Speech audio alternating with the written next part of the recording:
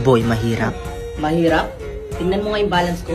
Baka mapanganga ka. Oo nga, mapapanganga. Dahil 100 pesos lang naman ang laman ng balance mo. Alright class, pumunta kayo sa hallway. Magche-check tayo ng balance. Pag nasa 50k pababa, mada-drop out. Ma'am, hindi naman po tama yan. Kawawa naman po yung mahihirap na gusto makapag-aral. Ang sabihin mo, natatakot ka lang dahil di aabot yung pera mo sa 50k. Tumahimik ka nga dyan.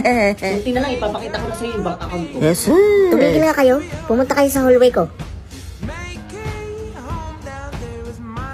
Hoy, I have a challenge. Kung mas mataas pa ako sa'yo, magiging slave ka sa akin habang buhay. Ano, deal? O sige, I accept the challenge. Pero pag nanalo ako, didilaan mo yung pa ako.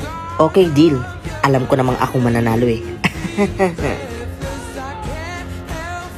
Alright. Are you ready, guys? Yes sir, I'm ready. Excited na akong matalo pa. Okay, guys.